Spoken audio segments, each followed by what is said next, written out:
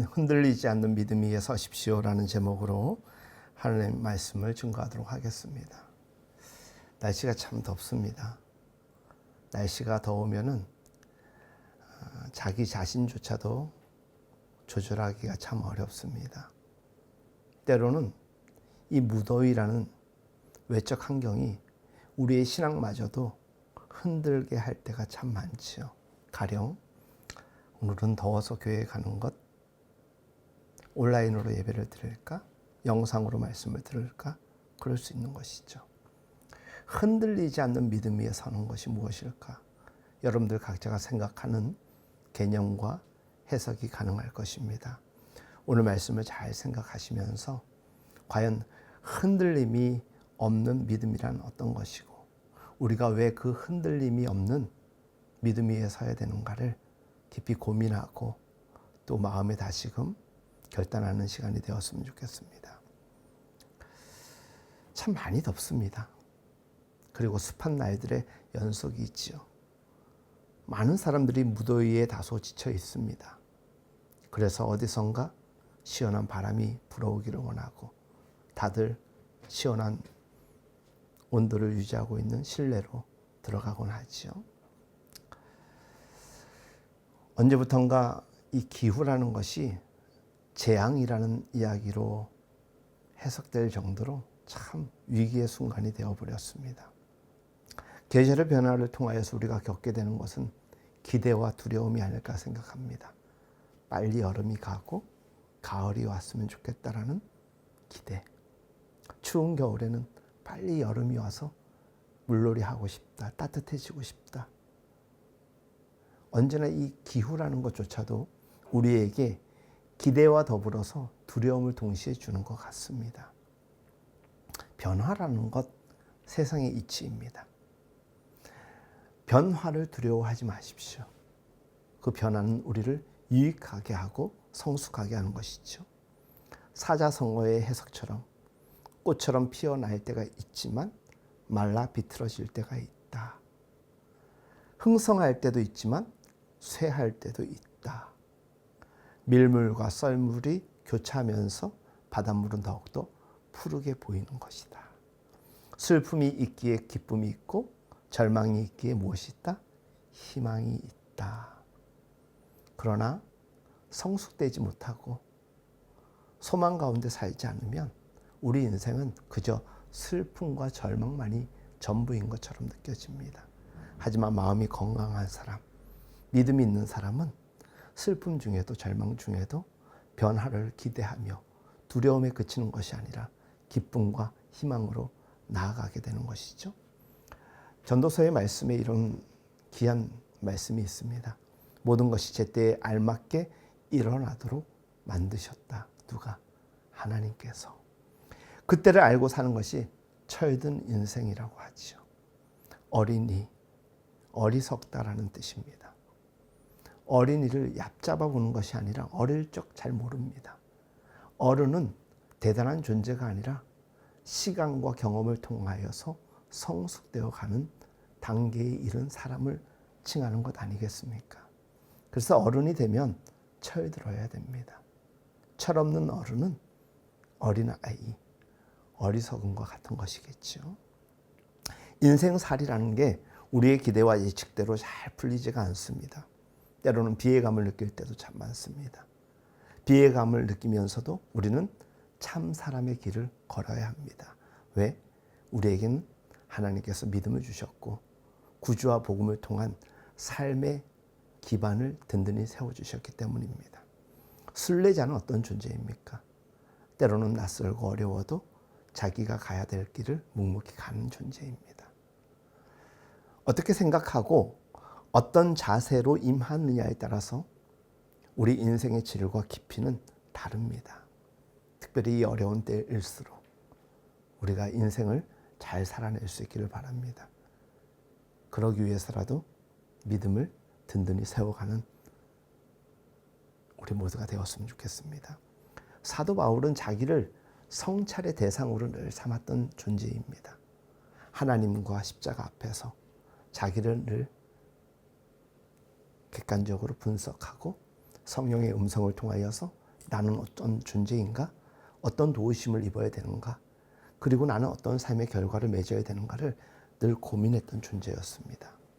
그는 자기 스스로를 누구보다도 예리하게 통찰했습니다. 마음으로 선을 행하고 싶지만 때로는 자기의 무능력함 때문에 하나님께 기쁨 드리는 삶을 살지 못함을 슬퍼하였던 존재였습니다.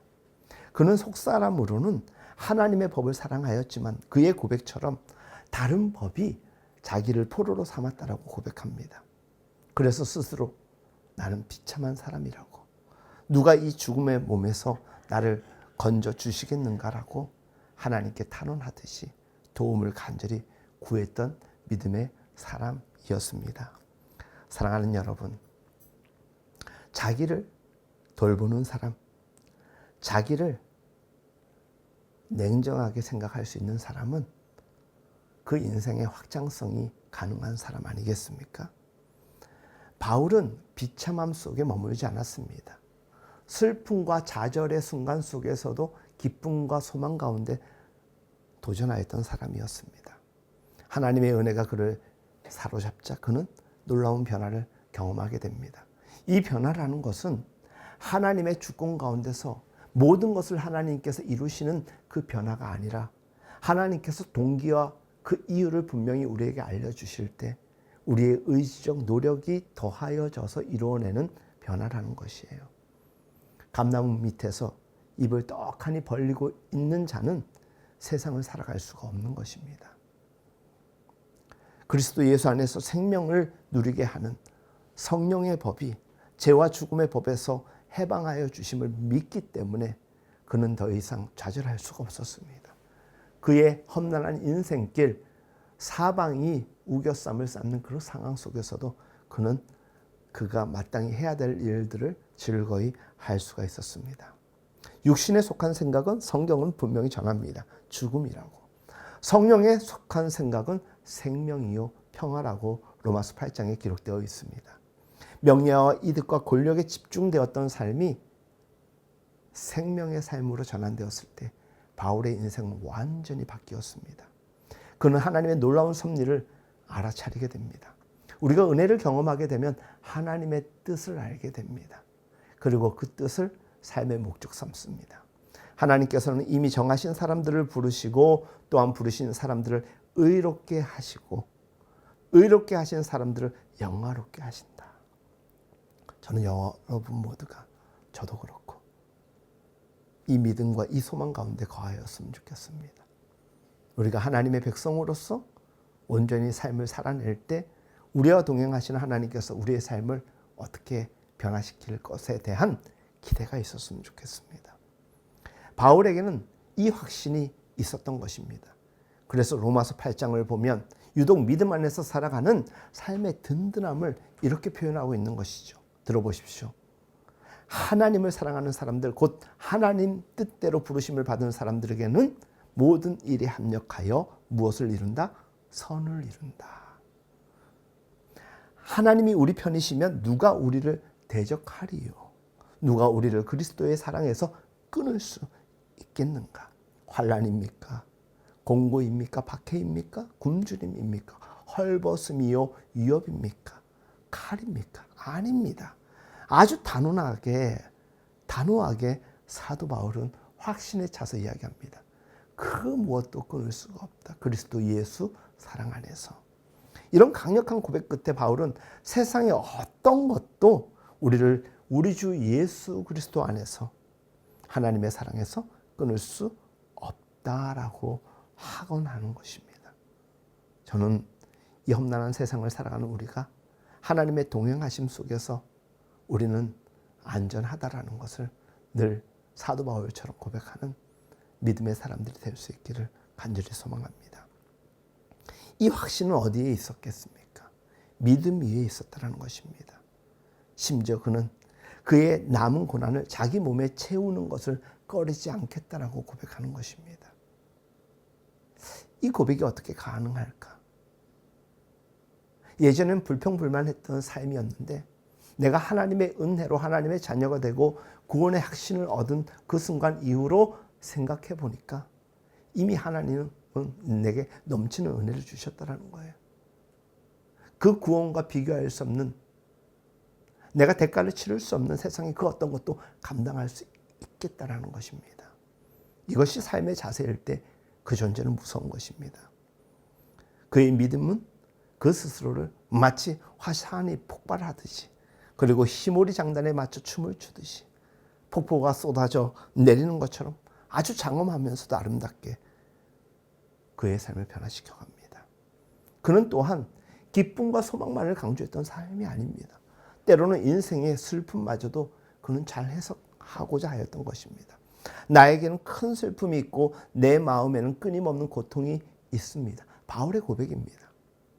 나는 육신으로 내 동족인 내 결례를 위하는 일이면 내가 저주를 받아서 그리스도에게서 끊어질지라도 달게 받겠습니다. 온전한 믿음의 사람은 확장성이 있게 된다라고 했잖아요. 누군가를 위하여서 헌신하고 봉사하는. 왜? 자기에게 주어지는 그리고 누리고 있는 모든 것은 하나님께로부터 공급받은 것이기 때문에 그 감사하는 마음으로 나누는 것입니다. 그가 하나님의 사람으로서 온전히 세워지고 있는 그 순간부터 그의 마음속에 아픔 하나가 있었죠.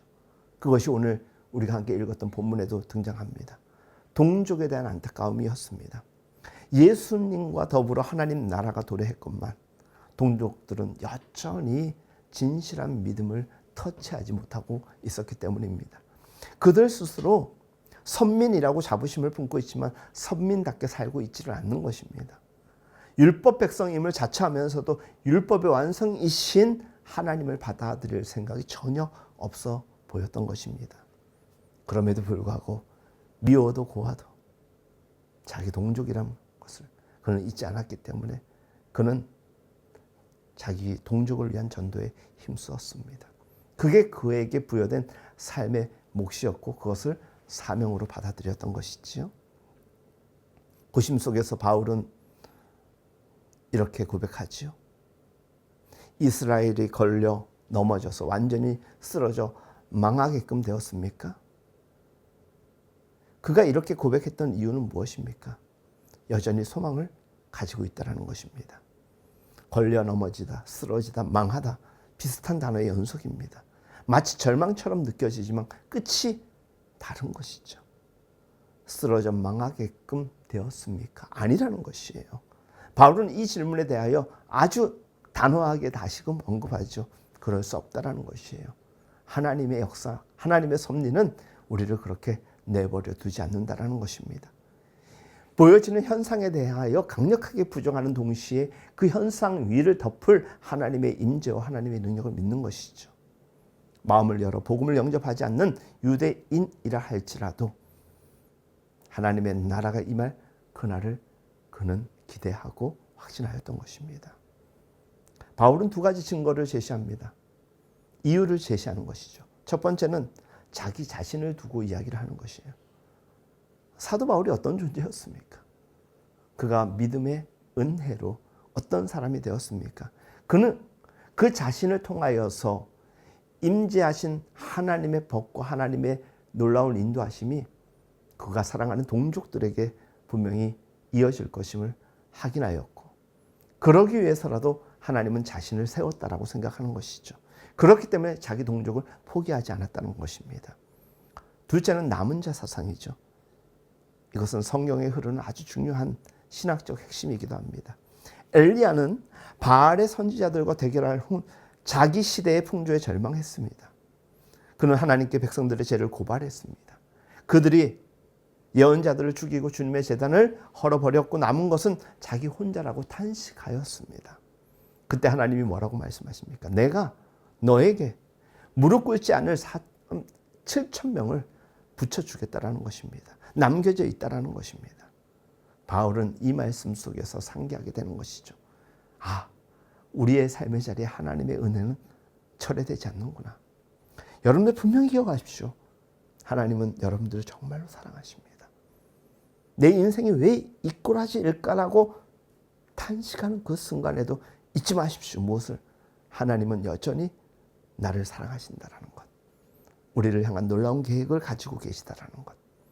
비록 우리를 포함하여서 이 땅에 수많은 사람들이 허리가 굽어버린 사람들이라 할지라도 하나님은 우리를 버리시지 아니하시고 표기하실 것이라는 것입니다. 동족 구원에 대하여서 깊이 숙고하던 사도 바울은 마침내 하나님의 오묘한 진리를 깨닫게 됩니다. 사도들은 이방인에게 복음을 전한 이유가 있습니다. 왜? 가까이 살고 있는 사랑하는 동족들에게 복음을 전할 수 없기 때문에 그들이 가지고 있는 그 믿음의 에너지를 곁으로 돌렸던 것이에요. 하지만 그것을 통하여서 하나님은 다시금 동족들을 구원하는 여러 가지 방편으로 확대하십니다. 유대인들은 복음을 받아들이고 참된 자유와 평화를 누리는 이방인들을 보면서 어떤 생각을 했었습니까?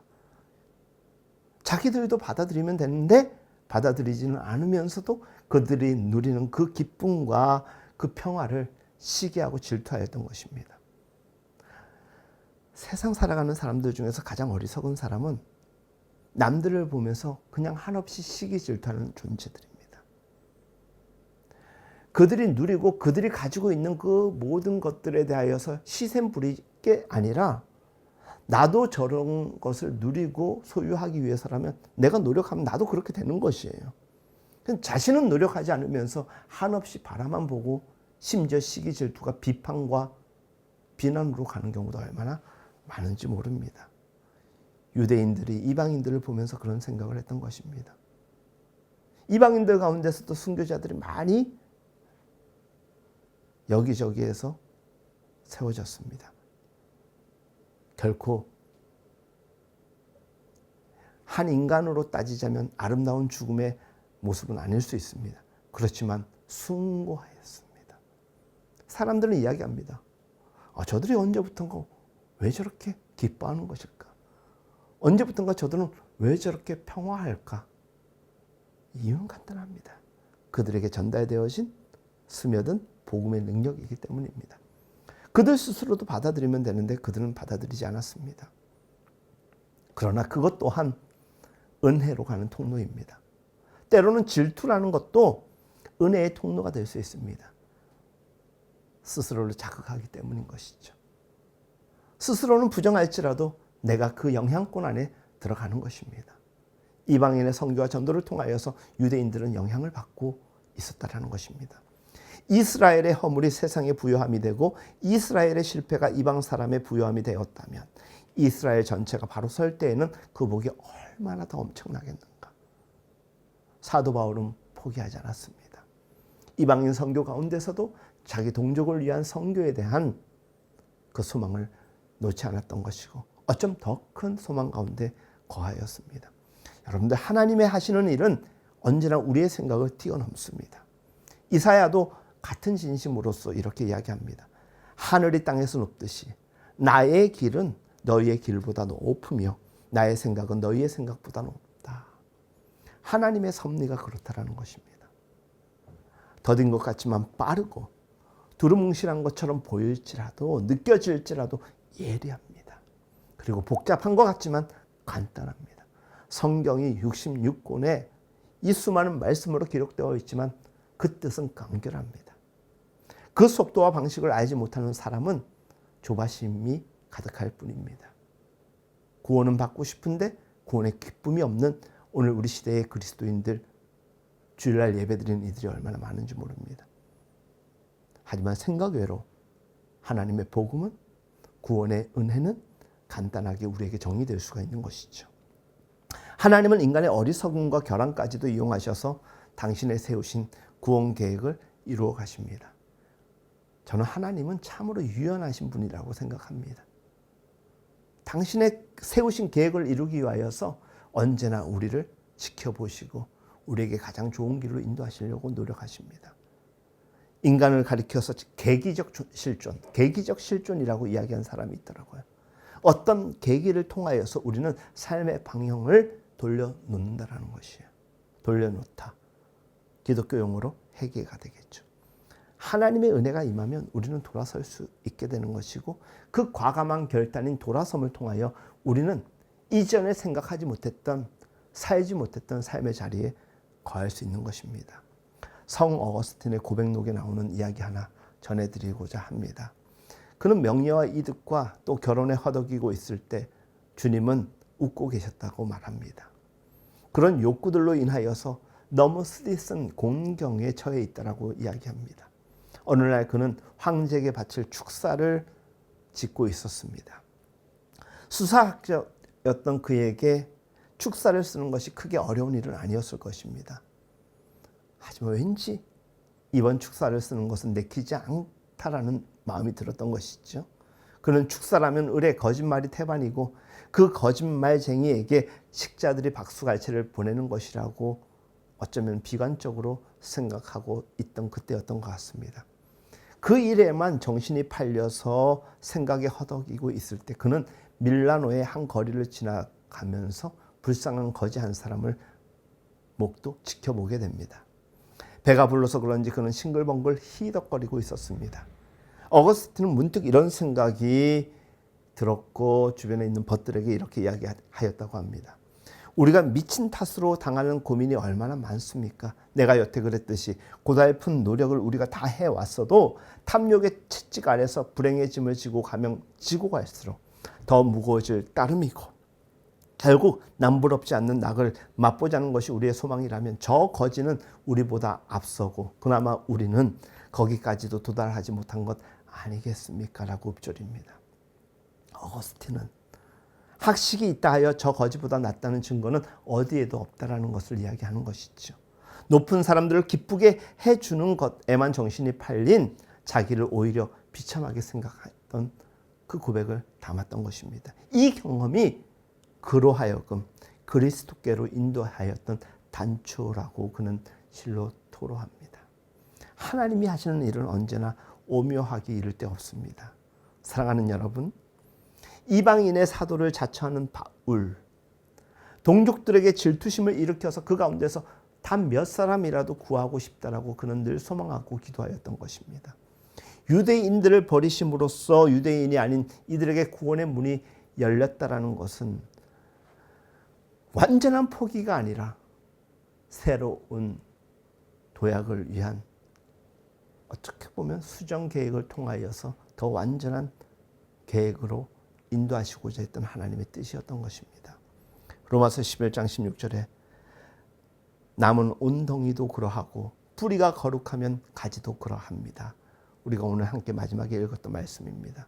너희가 처음 거두어 들인 곡식에서 떼어낸 헛난물을 너희 대대로 나 주에게 바쳐라. 민수기 15장 21절과 연결된 말씀입니다. 자, 이제 말씀을 마무리하고자 하는데 잘 들어보십시오. 하나님은 땅의 주인이십니다.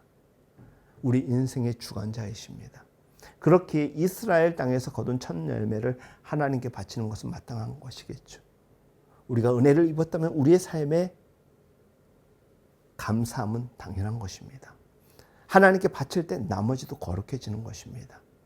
우리의 시간이 되었든 우리의 물질이 되었든 그러기 위해서라도 우리의 근본이 어떻게 더 닦여 있느냐는 매우 중요한 것입니다. 우리가 이 넓은 세상에서 우리의 모든 것을 소유하였다라고 이야기할 수 있는 사람, 아무리 부자라고도 해도 그런 말 할 수가 없습니다. 우리는 두 다리를 딛고 있는 이것이 사실 우리의 실존의 전부입니다.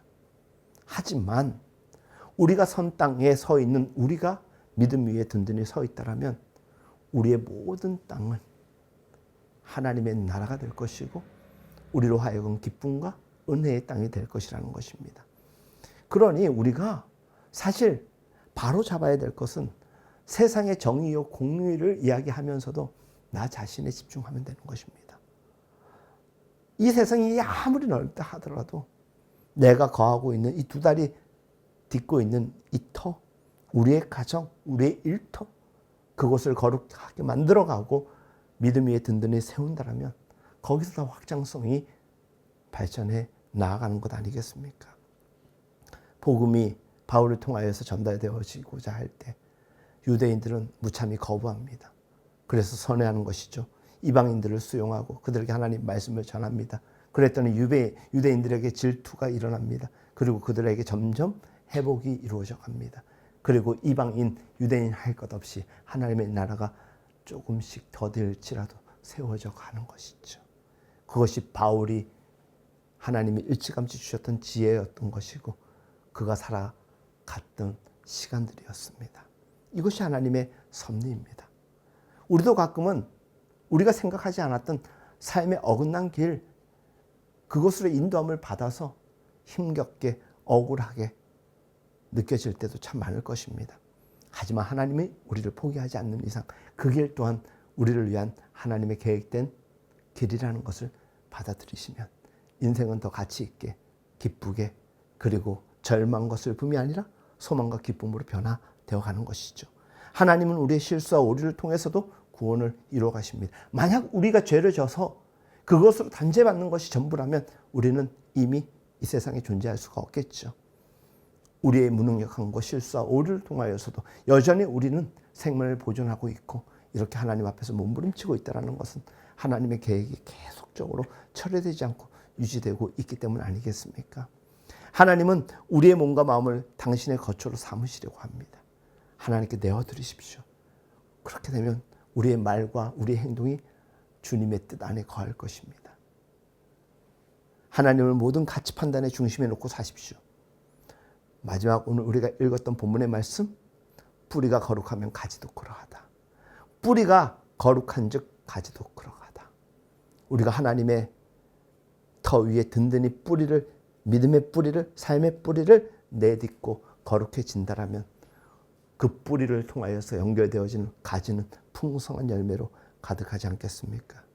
우리의 믿음과 생각의 근본은 무엇입니까? 하나님의 말씀입니다. 그 말씀 위에 든든히 서고 그 말씀 위에 든든히 선 사람이었던 바울을 통하여서 이방인 땅마저도 더 나아가서 유대인의 일부, 더 나아가선 하나님의 나라가 세워져 갔던 것입니다.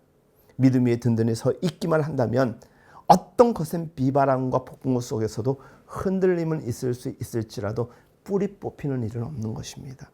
우리가 변화무쌍한 세상을 살면서도 우리가 진정한 변화를 하나님을 통하여서 겪었다라면 앞으로도 좋은 변화 그리고 기쁨의 변화는 우리의 삶을 통하여서 이어질 것입니다.